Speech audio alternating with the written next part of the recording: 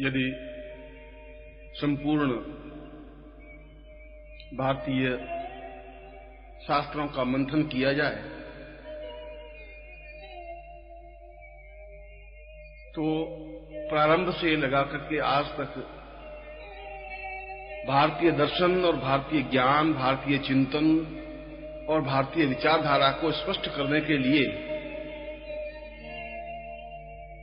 एक एक करके 108 उपनिषदों की रचना हुई।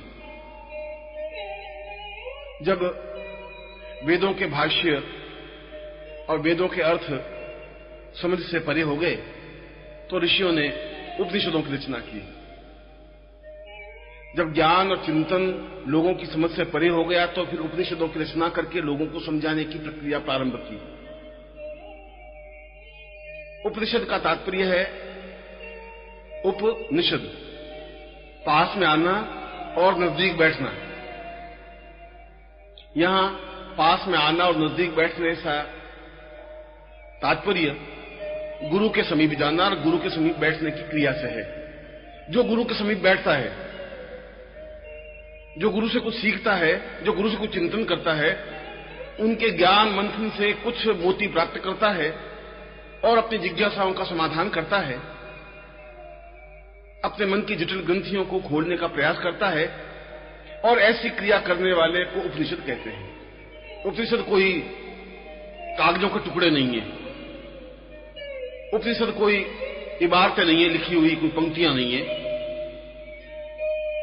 उस समय शिष्य अपने जीवन का मूल ध्येय मर्म यह समझता था कि मेरे जीवन की पूर्णता तभी प्राप्त हो सकती है जब मैं गुरु के पास जाऊं, योग्य गुरु के पास बैठूं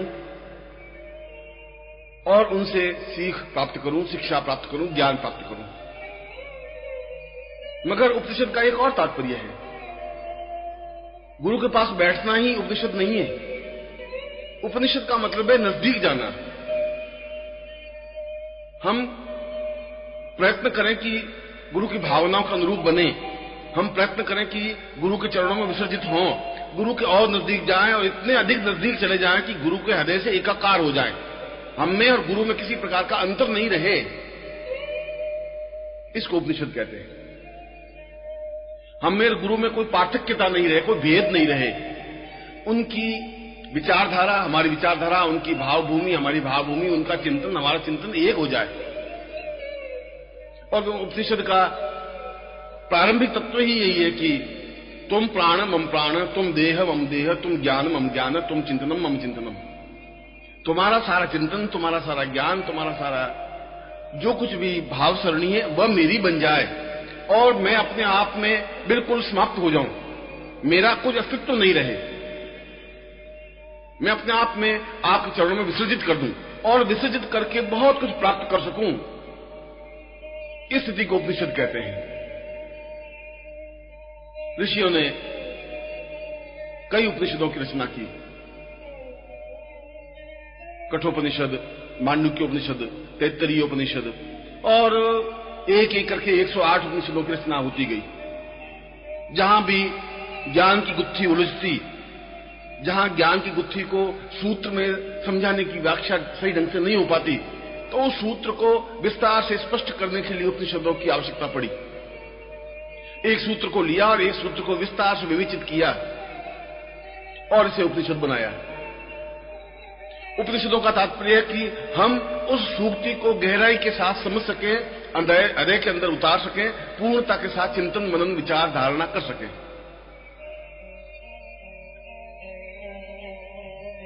इन 108 उपनिषदों में ऋषियों ने इन सारे उपनिषदों का अध्ययन मनन करने के बाद यह एहसास किया, यह विचार किया, यह स्पष्ट किया कि यद्यपि प्रत्येक उपनिषद अपने आप में एक अलग विधा लेकर के बैठा हुआ है, प्रत्येक में अलग अलग ज्ञान है, अलग अलग चिंतन है, प्रत्येक उपनिषद अपने आप में पूर्ण है, ज्ञान के क्षेत्र में अपने आप में अद्वितीय है, परंतु इन सब उपनिषदों में, इन समस्त उपनिषदों में जो सर्वश्रेष्ठ और अद्वितीय उपनिषद है उसे शिष्योपनिषद कहा गया है। शिष्योपनिषद, यहां पर शिष्य को समझने की जरूरत होगी। उपनिषद और शिष्य में कोई अंतर ही नहीं है, दोनों का शब्द अर्थ एक है। शिष्य का मतलब है शिष्य होना, नजदीक होना, और गुरु के हृदय के नजदीक पहुंचना, और ऐसी स्थिति तक पहुंच जाना कि गुरु के हृदय से एकाकार हो सके, उसको शिष्य कहते हैं। शिष्य का तात्पर्य कोई देह से नहीं है, शिष्य का तात्पर्य कोई शरीर से नहीं है, शिष्य का तात्पर्य खड़े होकर हाथ जोड़ने से नहीं है, शिष्य का तात्पर्य कोई दीक्षा लेने से नहीं है। यह तो एक भाव है। पूर्णता और शिष्यता तो तब प्राप्त होती है जब हम दीक्षा लें और दीक्षा लेकर के गुरु के पास जाएं, गुरु के पास पहुंचें, गुरु से एकाकार हो सके और अपने आप को पूर्ण रूप से विसर्जित करके गुरु के हृदय में एकाकार हो जाएं, तब हमारी शिष्यता प्रारंभ होती है। तब शिष्यता का समापन नहीं हो पाता, और जहां शिष्यता नहीं है वहां उपनिषद भी नहीं है। कि उपनिषद का तात्पर्य भी गुरु के नजदीक जाना है और उनके हृदय से एकाकार होकर ज्ञान प्राप्त करना है। शिष्य का तात्पर्य भी है कि गुरु के नजदीक जाना है और उनके हृदय से एकाकार होकर ज्ञान प्राप्त करना है। इस दृष्टि से देखा जाए तो उपनिषद और गुरु, उपनिषद और शिष्य, इन दोनों में समान धर्मिता है।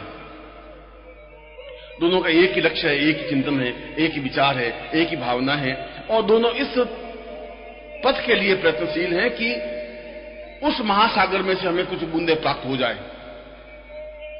जो ज्ञान का अथाह समुद्र है, उसमें से हम अवगाहन करके अपने आप को पवित्र और दिव्य बना दें। और इसीलिए शास्त्रकारों ने, ऋषियों ने, महर्षियों ने, योगियों ने, वे चाहे किसी भी धर्म और संप्रदाय के रहे और वे चाहे किसी भी प्रकार के शैव या वैष्णव या ब्राह्मी संप्रदाय या अघोर संप्रदाय, और इस शास्त्र में और तंत्र साधना में और मंत्र साधना में जितने प्रकार के संप्रदाय बने, उन सारे संप्रदायों में सभी योगियों ने और सन्यासियों ने, शास्त्रज्ञों ने और चिंतकों ने, विचारकों ने इस बात को स्वीकार किया कि जब तक हम शिष्योपनिषद को समझे नहीं, तब तक, जब तक उसको अपने हृदय में उतारे नहीं, तब तक अन्य उपनिषद पढ़ना ही व्यर्थ है, तब तक जीवित रहना ही व्यर्थ है, तब तक जीवन में आगे बढ़ने की क्रिया संभव ही नहीं है। और इसीलिए उन्होंने एक स्वर से स्वीकार किया कि शिष्योपनिषद प्रत्येक व्यक्ति का प्रारंभिक हेतु है और जीवन का अंतिम हेतु है। अन्य उपनिषद पढ़े या नहीं पढ़े, अन्य उपनिषदों की चर्चा करें या नहीं करें, अन्य उपनिषदों के मर्म समझे या नहीं समझे, तो कोई जरूरत नहीं है। क्योंकि यदि हम सही ढंग से शिष्योपनिषद समझ लेते हैं और उस शिष्योपनिषद को अपने हृदय में उतार लेते हैं, तो अन्य उपनिषद तो अपने आप हमारे हृदय में उतर जाएंगे, अन्य उपनिषद तो अपने आप हमारे समझ में आ जाएंगे। उनके लिए प्रयत्न करने की जरूरत नहीं है। क्योंकि जब हम गुरु के हृदय में उतरेंगे तो गुरु का जितना अथाह ज्ञान है उनसे हम संपृक्त हो जाएंगे, उनसे हम संबंधित हो जाएंगे, वह सब कुछ ज्ञान हमें अपने आप प्राप्त हो जाएगा। और इसीलिए महर्षियों ने कहा कि प्रत्येक शिष्य को सबसे पहले शिष्योपनिषद का अध्ययन करना चाहिए, और अध्ययन ही नहीं करना चाहिए, उनके श्लोकों को समझना चाहिए, और समझने के साथ साथ अपने हृदय में उतारना चाहिए, अपने जीवन में उतारना चाहिए, अपने व्यवहार में उतारना चाहिए। हो सकता है कि आज के इस भौतिकमय वातावरण में ऋषियों की यह वाणी थोड़ी अटपटी लगे, आज के स्वार्थमय युग में यह लगे कि गुरु ने अपनी प्रशंसा ज्यादा कर दी है, मगर ऐसा नहीं है। यदि हमें हरिद्वार में, गंगा में स्नान करना है, पवित्र होना है, तो हरिद्वार जाना ही होगा और नदी में छलांग लगानी ही होगी। यदि हमें मानसरोवर की उस झील में अवगाहन करना है तो मानसरोवर तक यात्रा करनी ही होगी, और यदि हमें ज्ञान में पूर्णता प्राप्त करनी है तो गुरु के समीप जाना ही होगा, उसमें एकाकार होना ही होगा। इसलिए यदि हमें जीवन में उस पूर्ण सत्य के दर्शन करने हैं, उस पूर्णत्व के दर्शन करने हैं, यदि हम पूर्णमदः पूर्णमिदं बनना है, तो फिर हमें शिष्य की परिभाषा समझनी होगी, तब हमें गुरु के समीप जाना होगा। क्योंकि सारा ज्ञान पोथियों में लिखा हुआ नहीं है, और अगर ज्ञान पोथियों में लिखा हुआ भी है तो पुस्तकें उस ज्ञान का विवेचन नहीं कर सकती, समझा नहीं सकती, हृदय में उतार नहीं सकती। उस हृदय में उतारने के लिए गुरु की आवश्यकता है। जब गुरु समझा सके कि इस पंक्ति का, इस तत्व का, इस धारणा का अर्थ क्या है। यदि हमें शंकराचार्य को समझना होगा तो शंकराचार्य के ग्रंथ हमें नहीं समझा सकते। शंकर भाष्य हमें पूर्ण ज्ञान, पूर्ण चिंतन नहीं दे सकता। इसके लिए गुरु की जरूरत है। कैसे गुरु की जरूरत है? वह गुरु जो अपने ज्ञान के बल से, अपनी साधना के बल से अपने अंदर शंकराचार्य को उतार सके। जब उतार सके तो शंकराचार्य उसके शरीर में, उसके हृदय में, उसके प्राणों में उतर करके उस मूल भावना को स्पष्ट कर सके जो शंकराचार्य को शंकर भाष्य में कहना चाहते थे। और तब गुरु उस मूल चिंतन को अपने शिष्य को दे, और ऐसा करने पर ही उसका मूल चिंतन की एक परिधि, एक परिणी, एक तरीका, एक रास्ता बनता है। शंकराचार्य से वह मूल रूप से ज्ञान गुरु के हृदय में उतरा, और गुरु के हृदय से वह ज्ञान शिष्य के हृदय में ज्यों का त्यों उतरा। उसमें किसी प्रकार का बनावट, भेद या अंतर नहीं आया। यह जरूरी है। यह गुरु के लिए कठिन क्रिया है, और यह गुरु तभी ऐसा कर सकता है जो अपने आप में योग्य है, जो अपने आप में अद्वितीय है, जो अपने आप में श्रेष्ठ है। मैं चर्चा कर रहा था शिष्योपनिषद की, और मैं अपने इस प्रवचन में उस अद्वितीय और महत्वपूर्ण शिष्योपनिषद के कुछ श्लोकों को, कुछ महत्वपूर्ण श्लोकों को आपके सामने उद्धृत कर रहा हूं, जो कि उस शिष्योपनिषद का मंथन है, सारभूत चिंतन है, जो बहुत श्रेष्ठतम श्लोक हैं। और मैं उन श्लोकों का अर्थ भी आपके सामने स्पष्ट करूंगा, जिससे ज्ञात हो सके कि ये उपनिषद हमारे जीवन में पूर्णता प्राप्ति के लिए कितना अधिक आवश्यक है।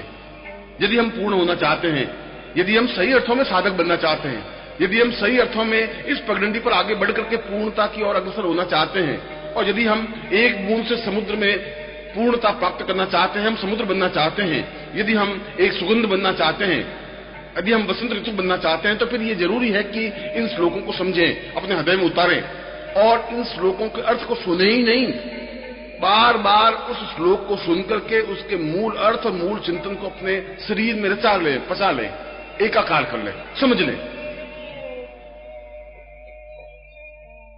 ऐसा होने पर ही इस युग में भी और इस जीवन में भी वह सब कुछ प्राप्त हो सकता है जो हमारे जीवन का लक्ष्य, जो हमारे जीवन का ध्येय, जो हमारे जीवन का उद्देश्य है।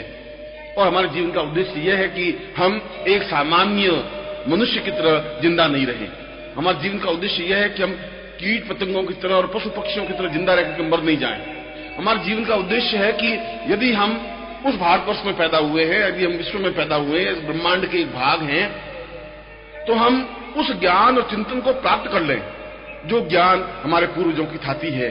उस ज्ञान के पूर्णता के साथ हम उस जीवन की श्रेष्ठता को प्राप्त कर लें, उसको अपने हृदय में उतार लें, उस चिंतन को अपने आप में पूर्णता से, समग्रता से एकाकार कर लें। इसीलिए इन सारे श्लोकों को पढ़ें, सुनें, अपने हृदय में उतारें, और फिर चिंतन करें कि क्या हम इस श्लोक के अनुरूप बन सके हैं। क्या श्लोक में जो भावनाएं दी हैं वैसे हम हैं। नित्य रात्रि को सोते समय यदि शिष्य इन श्लोकों को सुन करके और आंख बंद करके मनन करता है कि इस श्लोक में जो शिष्य की भावना दी हुई है क्या उसके अनुरूप में हूं, यदि नहीं हूं तो अभी मैं शिष्य नहीं बन सका हूं, अभी मुझ में न्यूनता है, और मुझ में न्यूनता है तो फिर मुझे गुरु ज्ञान कहां से देंगे। यदि मेरी झोली फटी हुई है तो गुरु देंगे भी तो वह तो निकल जाएगा, फिर दोष मेरा ही है, फिर गुरु का तो कोई दोष नहीं है, फिर पात्रता में न्यूनता मेरी है। और जो अपनी न्यूनताओं को समझने की कोशिश करता है वह न्यूनताओं को हटा भी सकता है। जो अपनी न्यूनताओं को समझने की कोशिश करता है वो सफल भी हो पाता है। और इसीलिए यह जरूरी है कि हम इन श्लोकों के मर्म को, श्लोकों के अर्थ को, इस चिंतन को, विचारों को समझें और इसके अनुरूप बनने की कोशिश करें, और बन सकते हैं। ऐसा बनना ही हमारे जीवन की नियति है, ऐसा बनना ही हमारे जीवन का अभीष्ट लक्ष्य है।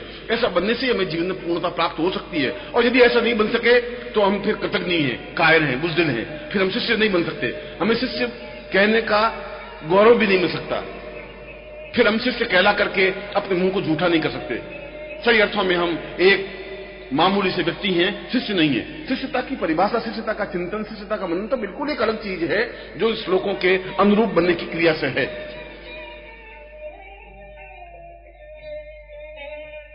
मैं कुछ महत्वपूर्ण श्लोकों को इस प्रवचन के माध्यम से स्पष्ट कर रहा हूं, जो हमारे ऋषियों ने कहा है, मैंने नहीं, जो हमारे पूरे शास्त्रों के मंथन ने कहा है और विवेचन किया है। यदि उस युग में यह वाणी सत्य थी, यदि ब्राह्मण काल में यह वाणी सत्य थी, यदि रामायण महाभारत काल में यह वाणी सत्य थी, और यदि शंकराचार्य ने इस शिष्योपनिषद को अपने जीवन में उतारने का प्रयास किया और कहा कि शिष्योपनिषद को एक धार्मिक ग्रंथ की तरह अपने जीवन में उतारना चाहिए, तभी हम ज्ञान में पूर्णता प्राप्त कर सकते हैं, और उस समय अगर ये वाणी सत्य थी तो आज के युग में भी ये वाणी सत्य है। युग नहीं बदले हैं, मनुष्य बदल गया है, और उस बदले हुए मनुष्य में से हमें नए मनुष्य को ढूंढना होगा।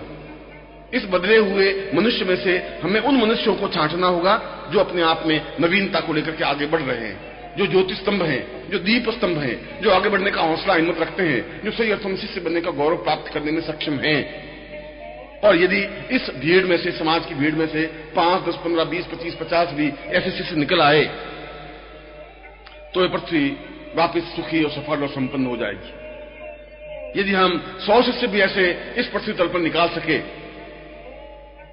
तो ये देश, ये विश्व, ये ब्रह्मांड अपने आप में वापिस उन्नत, वापिस सुखी, वापिस सफल, वापिस ज्ञानवान, चेतना युक्त और वापिस अपने आप में अद्वितीय बन सकेगा। इसलिए मैं उन ऋषियों की वाणी को इन श्लोकों के माध्यम से स्पष्ट कर रहा हूं।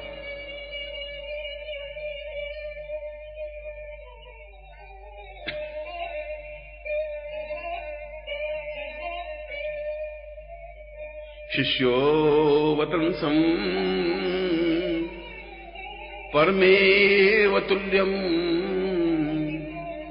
गुरुर्वै गृहीतवं मम भावनेत्रम् चिन्त्यं विचिन्त्यं हृदयं सदान्यै देहो प्रपन्नं वदनं प्रपन्नम्।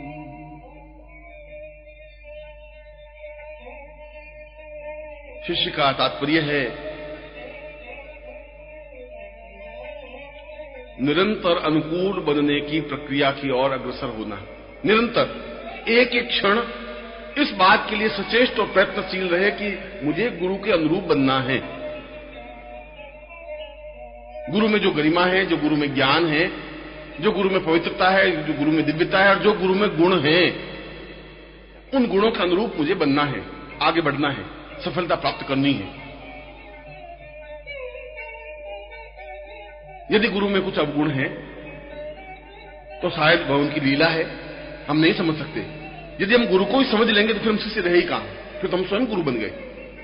गुरु किस समय क्या कर रहे हैं उसके पीछे जरूर कोई हेतु है, कोई ऐसी चीज है जिसको हम समझ नहीं पा रहे हैं, और हम समझ नहीं पा रहे हैं इसलिए हमारी बुद्धि पर एक ऐसा पर्दा पड़ जाता है कि हम उसको अवगुण समझने की कोशिश करने लग जाते हैं।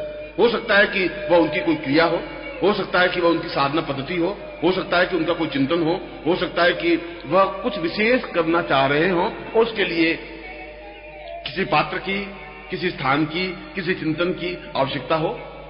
गुरु ज्यादा समझ सकते हैं। हमें उन चिंतनों को समझने की जरूरत नहीं है, उनके गहराई में जाने की जरूरत नहीं है। हमें तो उनके समीप जाना है, उनके अनुरूप बनना है। और इस श्लोक में स्पष्ट किया है कि जो गुरु आज्ञा दे उन आज्ञाओं का हम पालन करें। आज्ञा का पालन करना और एकमात्र आज्ञा का पालन करना और केवल आज्ञा का पालन करना ही शिष्य का परम कर्तव्य है। यदि हमने तर्क वितर्क किया तो शिष्य ताकि उस भावभूमि से एकदम से परे हट जाते हैं। जब गुरु कोई शब्द कहता है तो बहुत सोच समझ करके कहता है, क्योंकि उनका कोई भी शब्द अपने आप में मिथ्या नहीं होता। वह तो शब्द शक्ति है। उन्होंने जिस शब्द का प्रयोग किया वह अपने आप में शक्ति का आधारभूत है। व्यर्थ में उस शक्ति का प्रत्यय वो नहीं कर पाते, क्योंकि गुरु बहुत ऊंचाई पर स्थित हैं और हम उस ऊंचाई तक अभी पहुंचे नहीं है। वह एक समुद्र है, हम केवल एक बूंद हैं, और बूंद होकर के हम ये समझें कि हम समुद्र को समझने की कोशिश कर रहे हैं या हमने समुद्र को समझ लिया, तो इससे ज्यादा मूढ़ता और इससे ज्यादा न्यूनता कुछ नहीं हो सकती। एक बूंद समुद्र को नहीं समझ सकती। उस समुद्र को समझने के लिए उस बूंद को अपने विशाल परिधि में समुद्र बनना होगा। इसलिए जो समुद्र आज्ञा दे बूंद को पालन करना जरूरी है। और यदि बूंद समुद्र बनना चाहे तो फिर बूंद को अपने आप को विसर्जित करके समुद्र में एकाकार होना होगा। और यदि वह समुद्र के पानी में, समुद्र में एकाकार हो जाती है, लीन हो जाती है, अपना अस्तित्व मिटा देती है, तो वह बूंद अपने आप में अलग बूंद नहीं कहलाती, वह समुद्र का एक भाग बन जाती है। फिर उसको समुद्र कहते हैं, समुद्र देवता कहते हैं। इसलिए बिना तर्क वितर्क किए उन्होंने आज्ञा दी, हमने पालन किया। बस केवल एक ही लक्ष्य, एक ही मार्ग की, वो क्या आज्ञा देते हैं, हम क्या आज्ञा पालन करते हैं। यदि हमने वापस पलट करके जवाब दिया तो उसी क्षण से हमारी शिष्यता की न्यूनता प्रारंभ हो गई। और जिस क्षण से शिष्यता की न्यूनता प्रारंभ हो गई उस समय मनुष्यता से भी नीचे गिर गए। फिर हम न मनुष्य रहे न शिष्य रहे।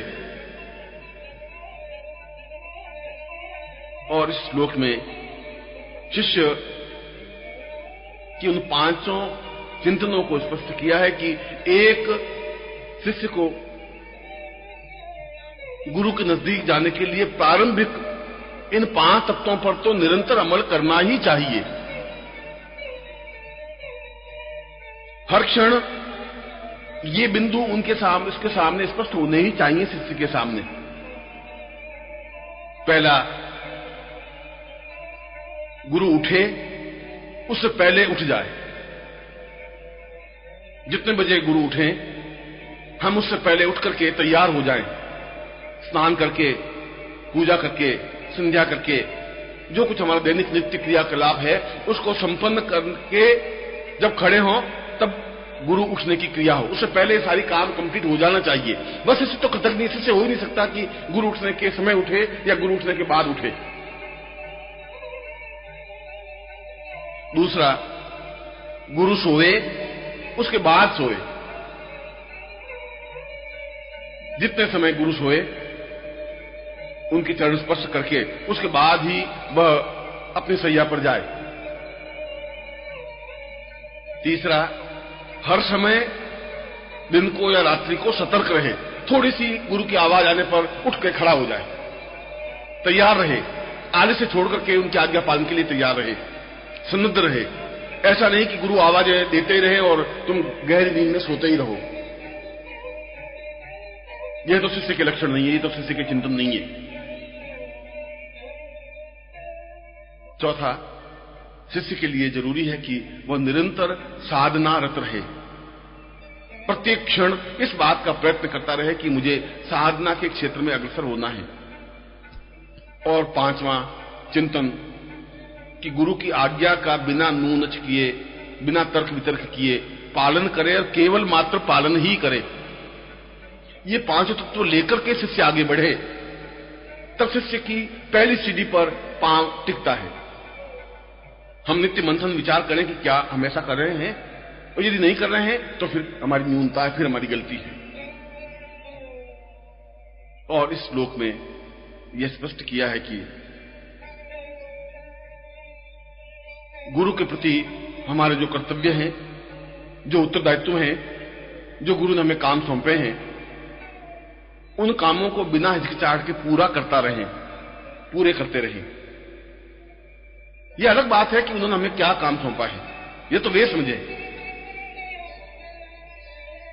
हो सकता है कि हम ज्ञान के क्षेत्र में बहुत महान हो और हमें रसोई बनाने के लिए काम सौंप दिया हो। यह हो सकता है कि हम दर्शन के क्षेत्र में बहुत अच्छे जानकार हो और हमें लकड़ियां काटने के लिए जंगल में भेज दिया हो। मगर यदि उन्होंने ऐसा काम सौंपा है तो उसके पीछे उनका कोई हेतु होगा, कोई कारण होगा, जरूर उनके कोई नियमन होगा, तभी मुझे ऐसा काम सौंपा गया है। ऐसा शिष्य चिंतन करता ही रहे और जो भी काम सौंपे उसमें किसी प्रकार का प्रमाद और आलस्य नहीं रखते हुए उस कार्य को समय पर पूरा करके उनके चरणों में समर्पित कर दे। यह शिष्य का लक्षण, यह शिष्य का चिंतन, यह शिष्य का विचार है, यह धारणा है। ऐसी क्रिया होने पर वह शिष्यता के पगडंडी पर, शिष्यता के रास्ते पर आगे बढ़ने की ओर अग्रसर होता है। नित्य रात्रि को हम मंथन करें, सोचें कि क्या हम ऐसा कर रहे हैं। और इस श्लोक में यही स्पष्ट किया है कि यदि गुरु आज्ञा नहीं दे तो हम ऐसा प्रयत्न करें कि हमें कुछ आज्ञा दे, हमें कुछ काम सौंपे, कैसा भी काम सौंपे, कठिन से कठिन काम सौंपे, सरल से सरल काम सौंपे, मगर हम उस कार्य को करने की ओर अग्रसर हों, निरंतर उनकी आज्ञा का पालन करते रहें। एक आज्ञा देर, एक आज्ञा का हमने काम पूरा कर दिया है तो फिर उनकी आंखों की तरफ ताकते रहें कि हमें दूसरी आज्ञा देर, हम उस आज्ञा में जुट जाएं। यह शिष्य का लक्षण है, यह शिष्य का चिंतन है, यह शिष्य का विचार है। दीर्घोवतं सं वदतं च नित्यं पूर्वो मदान्यै परिपूर्ण रूपम् ज्ञानं सतां पूर्वमदैव रूपम् शिष्यो वदान्यै वदतं वदैव।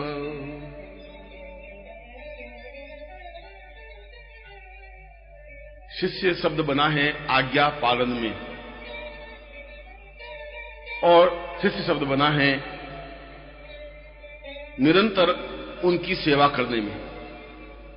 सेवा और आज्ञा ये दो साधन हैं जिसके माध्यम से शिष्य आगे की ओर अग्रसर होता हुआ पूर्णता प्राप्त करता है।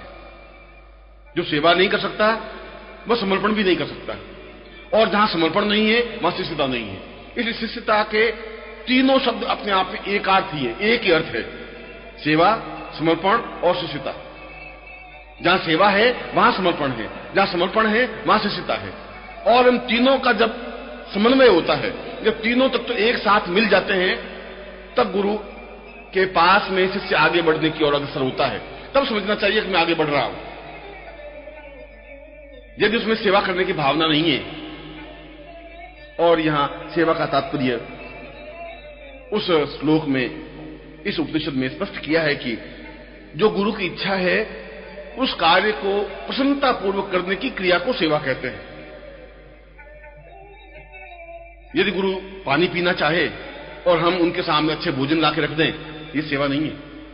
उनके लिए उस समय उनको पानी का प्यास बुझाना जरूरी है, सही समय पर उनकी सेवा करनी जरूरी है।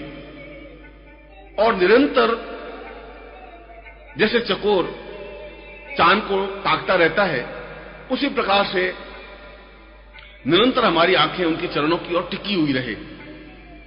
वह शिष्य हो ही नहीं सकता कि जो उनकी आंख से आंख मिला करके बात करे, वह शिष्य नहीं हो सकता। वो तो कृतज्ञ है, पापी है, वो तो अपने आप में दुष्ट है, वह अधर्मी है। इतनी हमें क्षमता नहीं है कि पहाड़ की ऊंची चोटी पर हम खड़े होकर के बात करें। हमारी आंखें निरंतर अगर हम उनके सामने उपस्थित हों तो उनके चरणों की ओर हो, घुटनों से ऊपर हमारी आंख उठे ही नहीं। वो आज्ञा दें और हम आज्ञा का पालन करें।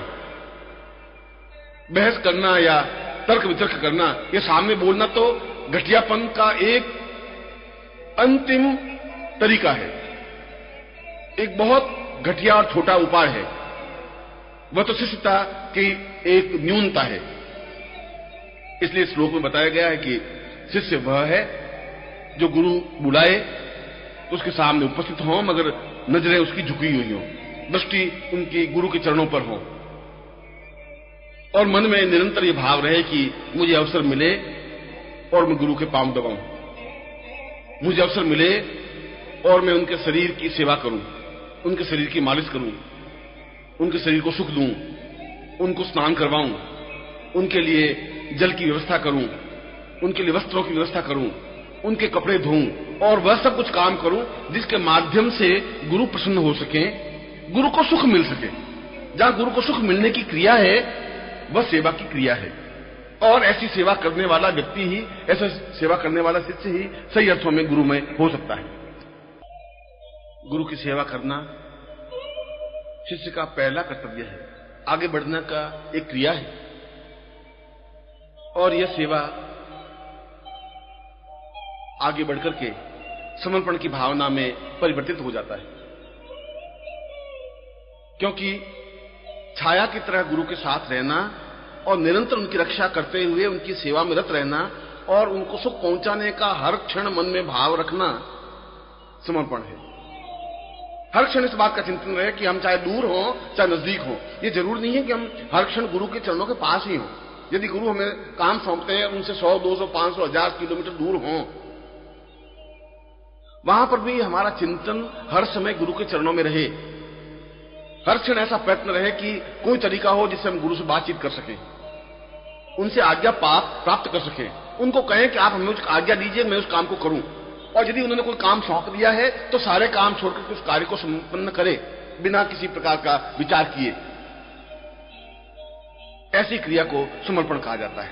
समर्पण का मतलब है अपने पूर्णता के साथ विसर्जित कर देने की क्रिया। जो कुछ हम हैं, हमारी बुद्धि, हमारी भावना, हमारे विचार, हमारा चिंतन और हमारा देह, हमारे प्राण, सब कुछ उनके चरणों में समर्पित करते हुए केवल इसी बात के लिए प्रयत्नशील रहें कि वो आज्ञा दें, हम करें। इस बात का विचार किए बिना कि वह क्यों और क्या आज्ञा दे रहे हैं, कैसी आज्ञा दे रहे हैं और उन आज्ञा देने के पीछे उनका मतलब और मकसद क्या है, हम इनको नहीं सोचें। सोचना शिष्यता की न्यूनता है। इसलिए न्यूनता है कि हम गुरु की ऊंचाई को नहीं समझ सकते। जब नहीं समझ सकते तो एक नीचे खड़ा हुआ व्यक्ति उस हिमालय की सर्वोच्च चोटी को वहां से खड़ा खड़ा नहीं देख सकता, समझ नहीं सकता। और जब सेवा और समर्पण में शिष्य पारंगतता प्राप्त करता है, जब वह पूर्ण रूप से सेवामय बन जाता है, जब पूर्ण रूप से समर्पण युक्त बन जाता है, तो अपने आप में साधना का उदय उसके प्राणों में होने लग जाता है। उसके लिए फिर मंत्र जाप जरूरी नहीं है, क्योंकि सेवा ही अपने आप में मंत्र है, समर्पण ही अपने आप में पूरी साधना है। साधना करने के लिए काली के मंत्र जाप करना या लक्ष्मी के मंत्र जाप करना आवश्यक अनिवार्य है ही नहीं। यदि हम पूर्ण रूप से सेवा कर लेते हैं, यदि हम पूर्ण रूप से समर्पित कर लेते हैं, अपने आप को समर्पित करते हुए समर्पण कर लेते हैं, तो अपने आप में समस्त देवियां और समस्त साधनाएं स्वतः हमारे सामने उपस्थित हो जाती हैं। और ऐसी स्थिति होने पर ही हम सही अर्थों में शिष्य कहलाने का गौरव प्राप्त करते हैं। तब हम कह सकते हैं कि हम शिष्य हैं, तब हम कह सकते हैं कि हमने शिष्यता प्राप्त की है, तब हम कह सकते हैं कि हम शिष्य के अनुरूपता हैं। इसलिए श्लोक के 30 चरण में 30 लाइन में यह कहा है कि निरंतर उस गुरु मंत्र को, जो गुरु ने मंत्र दिया है, जो गुरु मंत्र है, उनको होठों पर अंकित कर ले, खोद दे, लिख दे अपने होठों पर। हर क्षण वह शब्द, वह मंत्र होठों से निकलता ही रहे 24 घंटे भर। नींद में भी अगर हमारे होठों से गुरु मंत्र निकलता है तो समझना चाहिए कि हमें समर्पण की भावना आई है। और ऐसा चिंतन, ऐसी क्रिया यदि साधक करता है, शिष्य करता है, तो अन्य साधनाओं को करने की उसको जरूरत है ही नहीं, क्योंकि उन साधनाओं को करने के बाद भी क्या प्राप्त हो जाएगा। वे साधनाएं और वे उच्चताएं, वे देवी और देवता तो अपने आप में गुरु में समाहित हैं। गुरु ब्रह्मा, गुरु विष्णु, गुरु देवो महेश्वर, गुरु साक्षात पर ब्रह्म, वह तो पूर्ण ब्रह्म है। और जहां पूर्ण ब्रह्म है वहां समस्त देवी और देवताएं समाहित हैं। तो अलग अलग देवियों और देवताओं की आराधना करने से हजारों हजारों देवियों और देवताओं की हम कब तक आराधना साधना संपन्न कर सकेंगे। इसकी अपेक्षा यदि हम केवल एक गुरु को स्मरण कर लेते हैं, यदि हम केवल गुरु के प्रति समर्पित हो जाते हैं, यदि हम केवल गुरु की साधना ही कर लेते हैं, तो उन सभी देवी देवताओं की साधना तो अपने आप हो जाती है। ऐसी स्थिति जब प्राप्त होती है तब सही अर्थों में वह शिष्य बनने की क्रिया प्रारंभ करता है, वह सही अर्थों में शिष्य बनता है। और जीवन का सौभाग्य है कि हम किसी के शिष्य हैं। यह जीवन का सौभाग्य है कि कोई हमारा गुरु है। यह हमारा सौभाग्य है कि हमारे सिर पर किसी का हाथ है। यह हमारा सौभाग्य है कि हमारे होठों से गुरु शब्द उच्चारित होता है। और यह हमारा सौभाग्य है कि हम गुरु के चरणों में बैठे हैं, उनकी आज्ञाओं का पालन किया है, हमने अपने जीवन में उनकी सेवा की है, उनके पांव धोए हैं, उनके पांवों को दबाया है, उनको सुख पहुंचाने की कोशिश की है और उनसे वह दिव्यता, वह तेजस्विता प्राप्त की है जिसकी वजह से जीवन में पूर्णता और सफलता प्राप्त होती है।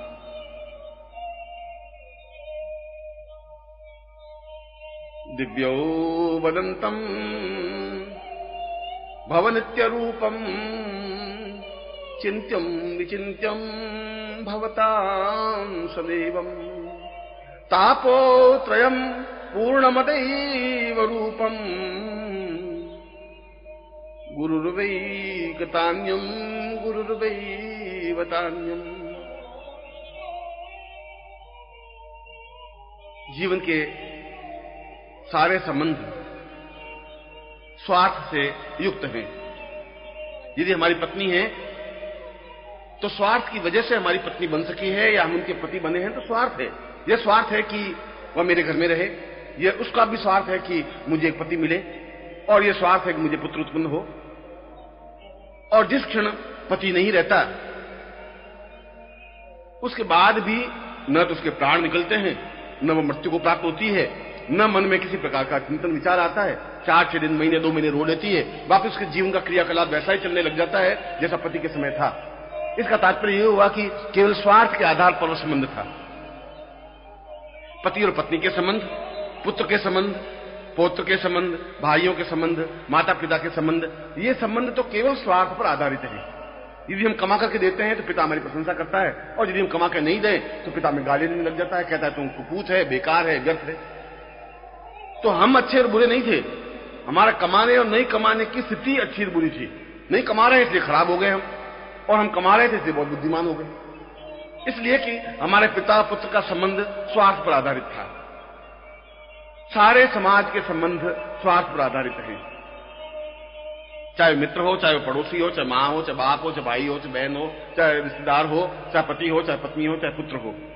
मगर एक संबंध ऐसा है जिनसे हमारा कोई स्वार्थ नहीं होता, वह गुरु है।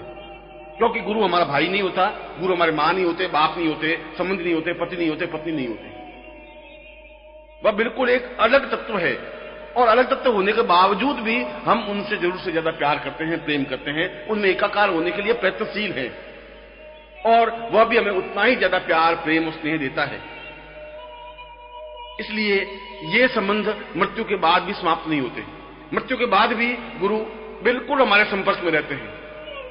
उस समय तक, जब तक हम अन्य लोकों में विचरण करते हुए वापस जन्म नहीं ले लें, वापस सयाने नहीं हो जाए, वापस समझ प्राप्त नहीं कर लें, और वापस हम उस गुरु के वापस चरणों तक नहीं पहुंच जाएं। इस सारे क्रियाकलाप में गुरु की दृष्टि बराबर हम पर बनी रहती है। इसलिए उनका ऋण तो अपने आप में अद्वितीय ऋण है, जिसको हम उतार नहीं सकते। और जो गुरु से संबंध नहीं रख सकता वो समाज से भी संबंध नहीं रख सकता। जो गुरु को पसंद नहीं कर सकता वह संसार में किसी को पसंद नहीं कर सकता, अपने आप को पसंद नहीं कर सकता, वह देवताओं को पसंद नहीं कर सकता। जो गुरु को संतुष्ट नहीं कर सकता वह देवताओं को संतुष्ट कैसे करेगा? जो गुरु की सेवा नहीं कर सकता वह देवताओं की सेवा कैसे कर सकेगा? जो गुरु मंत्र का सही ढंग से जप नहीं कर सकता वह साधना के मंत्र जप कैसे करेगा? ये तो संभव नहीं है। इसलिए इन क्षणभंगुर संबंधों को, क्योंकि कोई भाई हमारा है तो तब तक हमारा भाई है जब तक हम जीवित हैं। जो ये मृत्यु को प्राप्त हुए हमारा भाई का संबंध समाप्त हो जाता है, हमारे पिता का संबंध समाप्त हो जाता है। हम मृत्यु को प्राप्त होते हैं, पिता कहते हैं कि जल्दी से जल्दी इस लाश को ले जाओ, शमशान में जला दो, ज्यादा देर घर में रखना ठीक नहीं है। और जो तुम्हारा पुत्र था, जो जवान था, तुम्हारे साथ रहा था, तुम्हें कमा के दिया है, तुम्हें सुख दिया है, और मृत्यु के तुरंत बाद तुम घंटे 2 घंटे बाद ही उसको जलाने के लिए कोशिश करने लग जाते हो, कितना स्वार्थमय संबंध है। और जैसा कि मैंने बताया कि गुरु का संबंध, गुरु और शिष्य का संबंध स्वार्थ में नहीं होता, वो मृत्यु के बाद भी गुरु तत्व उसके साथ रहता है। गुरु बराबर उसकी प्राण तत्व पर ध्यान रखता है, और जिस लोक में भी जाता है, जिस योनि में भी जाता है, गुरु तत्व उसके साथ रहता है। जब तक वापिस जन्म नहीं ले लेता तब तक वो प्रयत्नशील रहता है गुरु कि मेरा शिष्य वापिस जन्म ले ले, समझे, और सयाना होने के बाद मेरे चरणों में वापिस पहुंच जाए। इस पूरी एक परिक्रमा तक गुरु साथ रहता है। इसलिए गुरु शिष्य के संबंधों को संसार का और ब्रह्मांड के अद्वितीय संबंधों को कहा गया है। ऐसे संबंध नहीं बन सकते, ये तो अपने आप में अद्वितीय संबंध है। और इसलिए जीवन में यह जरूरी है कि हम दौड़ करके, हुलस करके गुरु के पास पहुंचे। हमारे चेहरे पर एक प्रसन्नता का भाव हो, मरा हुआ भाव नहीं हो, उदास नहीं हो, चिंतित नहीं हो, परेशान नहीं हो, दुखी नहीं हो। हम इस प्रकार से उल्लसित होते हुए जाएं जैसे एक बछड़ा दौड़ते हुआ गाय के थनों से जाके मिल जाता है, गाय के पास पहुंच जाता है। अपनी मां के पास पहुंचने में उस बछड़े को कितनी खुशी होती है, कितनी दौड़ होती है, कितना आह्लाद होता है, कितनी उछलता है। ठीक इसी उछल कूद के साथ हम गुरु के चरणों के पास पहुंचे, यदि हम गुरु ने आवाज दी हो तो। और यदि गुरु ने आवाज नहीं भी दी हो तब भी हमारी ड्यूटी, हमारा कर्तव्य, हमारा धर्म है कि हम उनके चरणों के पास पहुंचने के लिए प्रयत्न करें, जाएं, उनके चरणों की ओर अपनी दृष्टि से देखें, हम खड़े रहें, उनकी आज्ञा को प्राप्त करें और उनकी आज्ञा का पालन करें। और गुरु हमारी स्थिति का, हमारे देह का, हमारे प्राणों का जो उपयोग करे हम करने दें, ये हमारा सौभाग्य होगा। ये तो हमारा विशेष सौभाग्य होगा कि गुरु ने हमारे देह का उपयोग किया, गुरु ने हमारे प्राणों का उपयोग किया। गुरु ने हमारे कर्तव्यों का उपयोग किया, गुरु ने हमारे कार्यों का उपयोग किया, गुरु ने हमारी भावनाओं का उपयोग किया। ये हमें सौभाग्य दिया।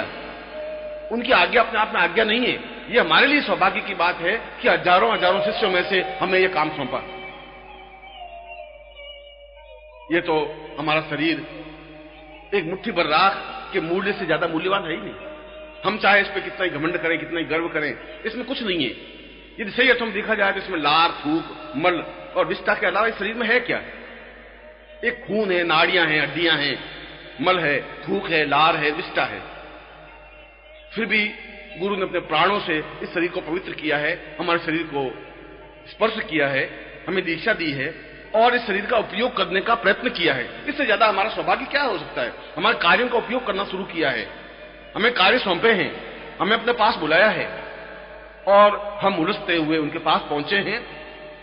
और जो शिष्य उलझता हुआ, उमसता हुआ, दौड़ता हुआ, उछलता हुआ और प्रसन्नता का अतिरेक में उनके चरणों में पहुंच जाता है, बस सही अर्थों में शिष्य है। और उनके चरणों में उसी प्रकार से बैठ जाए जिस प्रकार से जब चिड़िया बाहर जाती है दाना लेने के लिए और जब घोंसले में वापस लौटती है तो उस चिड़िया का बच्चा जिस प्रकार से उमस करके उसके पंखों के नीचे छुप जाता है, चिपक जाता है उसके सीने से, अपनी मां के सीने से, उस वक्षस्थल से चुप करके बिल्कुल निर्भयता अनुभव करने लग जाता है, उसी प्रकार से हम उनके चरणों में लिपट जाएं, अपने आप को सुरक्षित कर लें, उलझ करके, उमस करके उनके चरणों में एकाकार हो जाएं। जिस प्रकार से एक बेल पेड़ के चारों ओर लिपट करके एकाकार हो जाती है, उसी प्रकार हम अपने हाथों को बेल बना करके और उन गुरु के चरणों से लिपट जाएं, एकाकार हो जाएं, अपने आप को समग्रता के साथ उनके शरीर से एकाकार कर दें। अगर ऐसी स्थिति हमारे जीवन की है और बनती है तो हम शिष्य हैं। और ये शिष्यता की एक श्रेष्ठता है। ये जरूरी नहीं है कि गुरु आप बुलाएं, ये जरूरी नहीं है कि गुरु आज्ञा दें, ये जरूरी नहीं है कि गुरु आवाज दें, मगर ये जरूरी है कि हम दौड़ें, ये जरूरी है कि हम जाएं, ये जरूरी है कि हम उनकी आज्ञा के लिए प्रतीक्षारत रहें। और जिस दिन वो हमें आज्ञा दे और हमारे लिए वह दिन उत्सव बन जाए, हमारे लिए वह दिन दिवाली बन जाए, वह हमारे लिए त्योहार में बन जाए कि उन्होंने आज्ञा दी और हमने काम किया। उनके चरणों में अपने आप को विसर्जित कर दें, अपना सिर उनके चरणों में टिका दें और अपने आप को सुरक्षित अनुभव करने लग जाएं। ऐसी स्थिति जब बनती है तब शिष्यता और समर्पण की स्थिति बनती है। तब हम सही अर्थों में समझ सकते हैं कि हम शिष्य हैं। और जिस दिन 24 घंटों में या दिन रात में एक बार भी गुरु ने कोई आज्ञा नहीं दी या हमने उनकी आज्ञा का पालन नहीं किया या उनके बताए हुए काम को आगे नहीं बढ़ाया, तो समझना चाहिए कि वह दिन हमारा व्यर्थ गया। वो हमारी जिंदगी का दिन था ही नहीं, वह दिन तो व्यर्थ हो गया। और रात्रि को चिंतन मनन करने पर घोर पश्चाताप अनुभव हो, मन में दुख हो, मन में एक मंथन बने कि आज ऐसा खराब दिन मेरा क्यों बीता कि मैं न उनकी आज्ञा का पालन कर सका, न उन्होंने मुझे कुछ आज्ञा दी, न मैं उनके चरणों में पहुंच सका, न उनसे बातचीत कर सका। और अगर मैं दूर हूं तो उन्होंने मुझे जो काम सौंपा था उस काम को मैं 1 इंच भी आगे नहीं बढ़ा सका। इससे ज्यादा खराब समय, इससे ज्यादा खराब दिन और कुछ हो ही नहीं सकता। जब ऐसा पश्चाताप की भावना मन में आती है तो समझना चाहिए कि वह शिष्य अपने आप में पवित्र बनता है, वह अपने आप में दिव्यता की ओर अग्रसर होता है। उनके बताए हुए काम को, लक्ष्य को, चिंतन को निरंतर 1-1 इंच, 1-1 पल आगे बढ़ाते ही हमारे जीवन की पूर्णता बननी चाहिए। ये हमारे जीवन का चिंतन बनना चाहिए। सुरभिर्वतैवां सहितं सदैवं श्वासोच्छ्वासं रहितं मदैव गुरुत्वं सदै पूर्णमदैव चिन्त्यम् आविर्भवेतु सहितं वदैव। गुरुदेव तो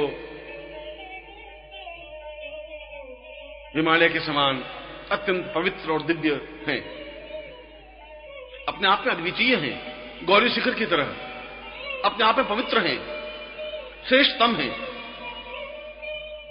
और हम उस पूरे स्वरूप को अपनी आंखों में उतारें, एक तक उनको देखते रहें, उनके स्वरूप को देखते हुए अघाए ही नहीं, हमारी आंखें प्यासी की प्यासी रहे। जितनी बार भी हम गुरु को देखें, एक नवीन तरीके से हम देखने की क्रिया करें। ऐसा लगे कि इस पूरे व्यक्तित्व को अपनी आंखों में उतार लें, अपने प्राणों में बसा लें, अपने शरीर में एकाकार कर लें। उसकी प्यास बुझे ही नहीं। और शिष्य की अगर प्यास बुझ जाती है, देखने की भावनाएं समाप्त हो जाती है, तो शिष्य है ही नहीं। वह तो उस पूरे व्यक्तित्व को अपने अंदर उतारने की कोशिश करता है, मगर उतार नहीं सकता, संभव नहीं है। पूरे हिमालय को अपनी आंखों में उतार देना एक साथ संभव नहीं होता। मगर यदि हम प्रयत्न करते हैं, निरंतर इसी लक्ष्य की ओर अग्रसर होते हैं, निरंतर हमारी प्यासी आंखें एक टक देखती रहती हैं, उनकी आहट को सुनती रहती हैं। ऐसा लगता है कि अभी अभी गुरु कमरे में आए और हमसे बात की है, अभी अभी एक सुगंध का झोंका आया है और एहसास करके गया है। यदि हर क्षण ऐसा चिंतन, ऐसा विचार होता है, हमारे स्वप्नों में वो आते हैं और हमसे बात करते हैं। हम गाड़ी चलाते हैं और वो सामने खड़े होते हैं। हम बैठे हैं और गुरु हमसे बातचीत करने लग जाते हैं। हर क्षण इस प्रकार की भावना बनने पर शिष्यता की प्रारंभिक सीढ़ी बनती है। इसलिए गुरु तो अपने आप में एक संपूर्ण वसंत है और पूर्ण सुगंध के साथ वह गुरु प्रवहित होते हैं, बहते हैं। क्योंकि वसंत तो अपने आप में सुगंध समेटे हुए आगे की ओर अग्रसर होते हैं, बहते हैं। ये हमें गुण होना चाहिए कि हम उस सुगंध को अपने आप में समावित कर लें, उस सुगंध को नथनों में भर लें। नेत्रों के माध्यम से, नथनों के माध्यम से, नाक के माध्यम से, कानों के माध्यम से, मुख के माध्यम से और शरीर के रोम रोम के माध्यम से उस सुगंध को, उस वसंत को अपने आप शरीर में उतार लें। यह अपने आप में उतार देने की क्रिया समर्पण और शिष्यता की क्रिया है। गुरु तो अपने आप में एक मेघखंड है, बादल है, जिसमें अत्यंत मधुर अमृत भरा हुआ है और हम एक तक देखते रहें। और ये हमारा सौभाग्य बने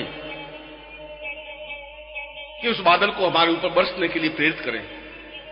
हम उस जगह खड़े हों जहां बादल हम पर बरसे, जहां गुरु की कृपा बरसे और हम भीग जाएं। हमारा तन, हमारा मन, हमारे प्राण, हमारी चेतना, हमारी दृष्टि, सब कुछ उस अमृत से भीग कर एकाकार हो जाए। हम अपने आप में आनंदित, प्रफुल्लित और अद्वितीय बन जाएं। गुरु तो जीवन का सौभाग्य होता है, जिसको अपने ललाट पर अपनी मांग में भरने की जरूरत है। गुरु तो एक स्वामी होते हैं, अपने सखा होते हैं, अपने मित्र होते हैं, अपने स्वजन होते हैं, अपने बंधु होते हैं और जीवन की पराकाष्ठा होते हैं। उनको बाहों में भर लेना, उनको प्राणों में उतार लेना, उनको अपने आप में एकाकार कर लेना जीवन की श्रेष्ठता है। और वास्तव में वह सौभाग्यशाली हैं। वास्तव में उनके भाग्य से देवता भी ईर्ष्या करते हैं जो गुरु को अपनी बाहों में भर सकते हैं। वास्तव में उनका तो कोई तुलना, उनकी कोई मुकाबला हो ही नहीं सकता कि जो गुरु के चरणों में अपने आप को विसर्जित कर लेते हैं, अपना सिर उनके चरणों में टिका देते हैं। वास्तव में उसकी तुलना तो हो ही नहीं सकती कि उनका वरदहस्त हमारे सिर पर हो और उस क्षण को हम जीवित जागृत चेतनता के साथ पी सकें। गुरु की एक मोहिनी छवि, एक अद्वितीय रूप, एक अद्वितीय सौंदर्य अपनी आंखों के माध्यम से हम उतार सकें, अपनी आंखों में बसा सकें, 24 घंटे उन आंखों से उनको निहार सकें, देख सकें, उनको अपनी भुजाओं में भर सकें, उनको अपने सीने से लगा सकें, उनको हम सुख पहुंचा सकें, उनको हम संतुष्टि दे सकें, उनको जीवन की पूर्णता और तृप्ति दे सकें, उनको प्यार दे सकें, उनको प्रेम दे सकें, उनको एक अद्वितीयता दे सकें। ये हमारे जीवन का सौभाग्य है। ये उनकी कृपा है कि हमें ऐसा अवसर दिया। ये उनका एक श्रेष्ठता का हेतु है कि उन्होंने हमें चुना। और यदि ऐसा होता है तो हमें समझना चाहिए कि वास्तव में करोड़ों करोड़ों मनुष्यों में से हमारा विशेष सौभाग्य है। करोड़ों करोड़ों मनुष्यों में हम कुछ हैं कि हमें गुरु ने अपने पास बुलाया है। जरूर हमारा विशेष सौभाग्य है कि हम आध्यात्मिकता के रास्ते पर आगे बढ़े हैं। जरूर हमारे जीवन के पुण्य उदय हुए हैं कि उन्होंने अपने पास बुलाया है, आवाज दी है, उनकी ओठों पर हमारा नाम है।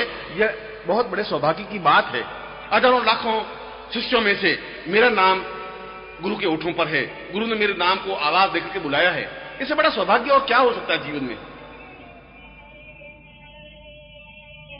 इसलिए गुरु को एक सुगंध कहा गया है, गुरु को एक मस्ती कहा गया है, गुरु को जीवन की छलछलाहट कहा गया है, जीवन को और गुरु को अपने जीवन की पूर्णता कहा गया है।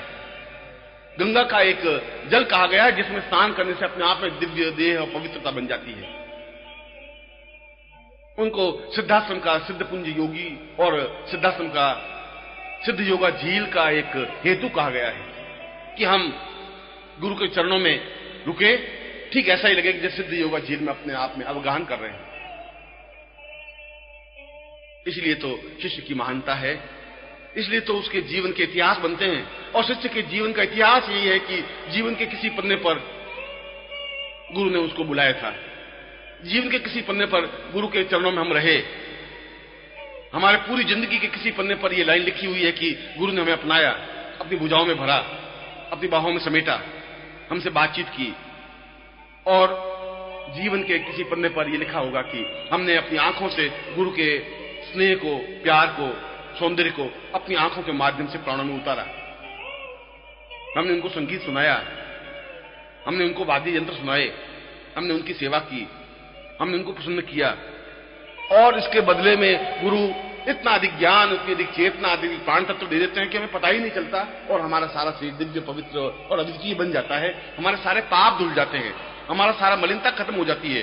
ये मामूली देह अपने आप में दिव्य देवतामय देह बन जाती है।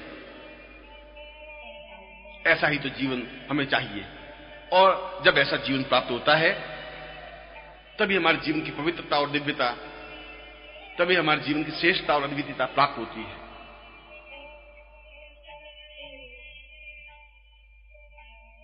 चैतन्य रूपम मपरम सदैव ज्ञानोवतैवै सहितं वदार्ये किं तत्त्वरूपम् अपरं त्वदेयम् चिन्त्यं विचिन्त्यं गुरुवै प्रपन्नम्।